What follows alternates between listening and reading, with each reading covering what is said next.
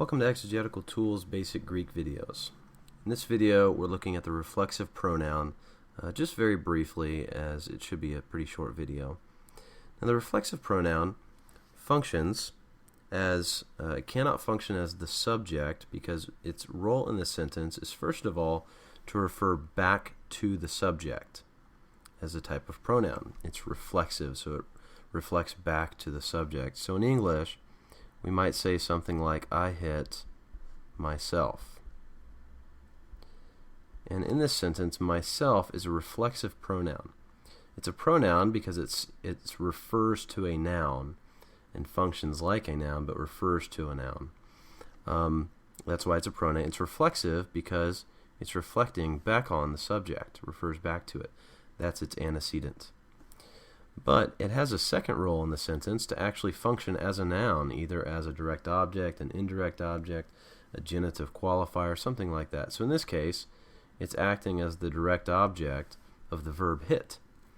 So it has two roles in the sentence. The role that a nominative or that a substantival part of speech would take, like a direct object, indirect object, etc.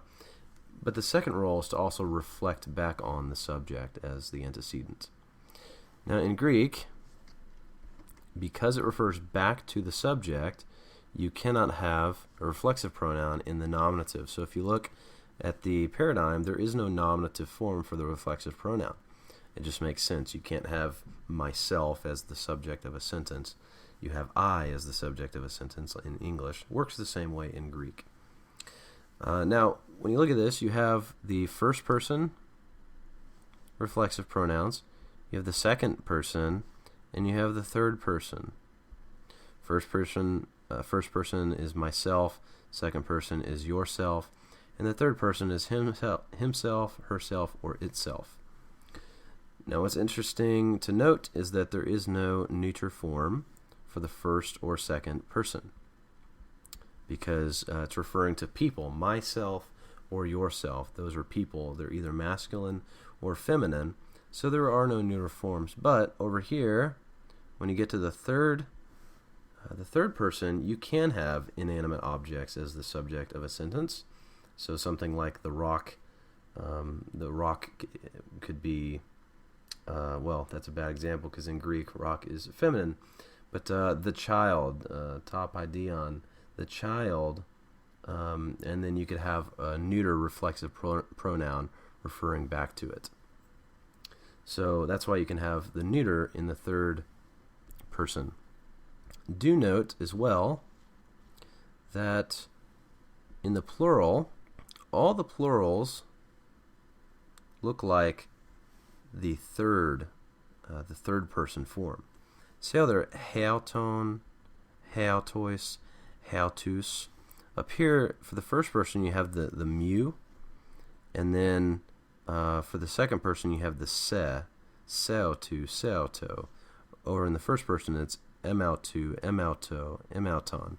So the mu is your key to the first person, the sigma is your key to the second person, and then over here in the third person, it's hau, he followed by au, diphthong. So hauto, hauto, or rather hautu, and then hauto, hauton, etc. When you get to the plural, ourselves is still hauton, of ourselves, to ourselves, and we hit ourselves. Rather than using the kind of first person forms with the mu, it uses the third person forms. And the only other thing to note is that over here you still have the neuter. So the neuter accusative has the typical ending of alpha, and then the dative plural ois, the genitive on, same as usual.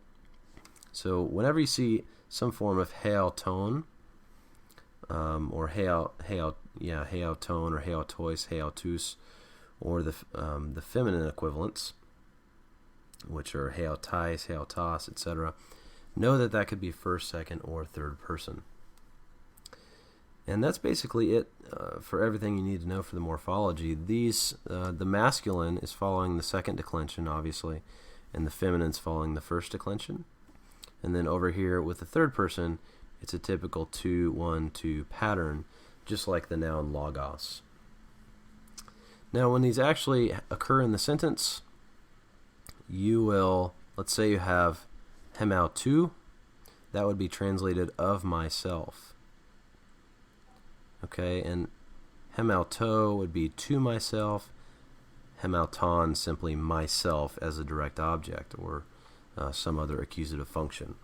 If you have seu tu, that would be of yourself, you singular, to yourself or just yourself. And of course, this is if you're referring to a female in the second person. And then over here, heo tu would be of itself or of himself or of herself. To itself or to himself, and then heo ton, himself, herself, itself. So they function just like nouns, but instead of saying him or her, much like autos means him, instead of just autos meaning him, you have to make it reflexive himself.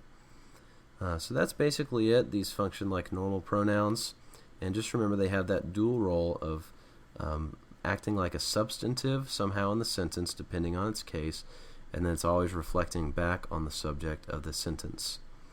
And you should be able to recognize these forms without having to memorize it, but the biggest thing to remember is that heo tu or heo ton is the form that is used all throughout all three persons of the plural. That's it, so check out the rest of our videos, and we'll see you next time.